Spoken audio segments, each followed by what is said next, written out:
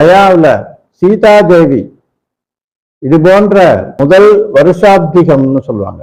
ஒருத்தர் இறந்த உடனே, தந்தை இறந்துட்டார்னா அவருக்கு ஒரு வருஷம் முடியும் போது அந்த அதே திதி ஒரு ஆண்டு முடியும் போது அது வருஷ ஆப்திகம், ஒரு வருஷம் ஆப்த பூர்த்தி அன்று நடத்துறது வருஷாப்தீகம்னு சொல்லுவாங்க.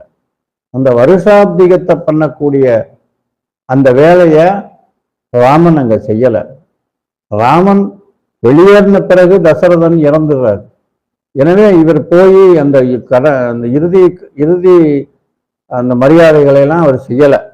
எனவே அவர் மனசுக்குள்ள வருத்தமா இருக்கு. வருஷாப்திகத்தை பண்ணணும்னு சொல்றாரு சீதா தேவிட்ட. இன்னைக்கு வருஷாப்திகம் நானும் லக்ஷ்மணனும் காட்டுக்குள்ள போய் அரிசி பருப்பு காய்கறிகள் எடுத்துட்டு வரோம். நம்ம சிறப்பா என்னுடைய அப்பாவுக்கு இந்த வருஷாப்திகத்தை நானும் லக்ஷ்மணனும் சேர்ந்து பண்ணிடுவோம் அப்படின்னு சொல்லிட்டு போறாங்க. இந்த பக்கம் போனவுடனே அந்த பக்கம் பித்ருலோகத்துல இருந்து தசரத சக்கரவர்த்தி வந்துடுறார். சீதா தேவி கிட்ட சொல்றார், இந்த மாதிரி பசியா இருக்கு, உடனே எனக்கு உணவு படை, பிண்டம் படை அப்படின்னும் போது அப்போ சீதா தேவி சொல்றாங்க, இல்லை உங்க 2 பேரும் போயிருக்காங்க வெளியே, வந்த உடனே உங்களுக்கு அவங்க கையாலேயே உங்களுக்கு பிண்ட பிரதானம் செய்ய சொல்றான். அவங்களுக்கு அது ஒரு குறையாவே இருக்கு, சொல்லிட்டு தான் போனாரு ராமன். இல்லை அதெல்லாம் முடியாது, எனக்கு ரொம்ப பசியா இருக்கு, நீ பூமாதேவியோட மக சீதாதேவி, எனவே நீ மண்ணை பிடிச்சு கொடுத்தாலும் அது எனக்கு பசி ஆற்றும், எனவே நீ மண்ணையே எனக்கு பிண்டமா பிடிச்சு கொடு, அது போதும் அப்படின்றாரு.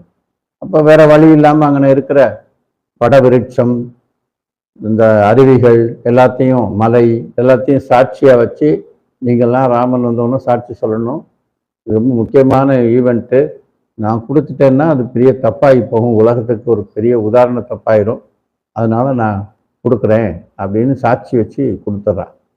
அவரும் சாப்பிட்டுட்டு கொஞ்ச நாள் கஷ்டப்படுவீங்கம்மா, அதுக்கப்புறம் இந்த உலகம் உள்ளளவும் உங்கள் புகழ், ராமனும் சீதாதேவி லக்ஷ்மணன் 3 பேருடைய புகழ் நீடித்திருக்கும் அப்படின்னு சொல்லிட்டு ஆசீர்வதிச்சுட்டு பித்ருலோகம் போயிட்டார்.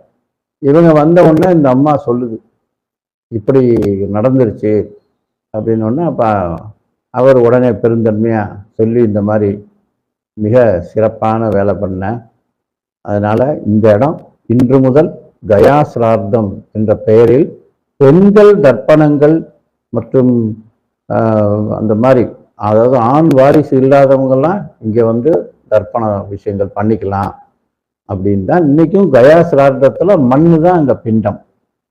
நமக்கு தென் பகுதியில பூரா மாவு பிண்டமா வைப்பாங்க, பச்சரிசி மாவு எள்ளு கலந்து பிண்டங்களா வைப்பாங்க.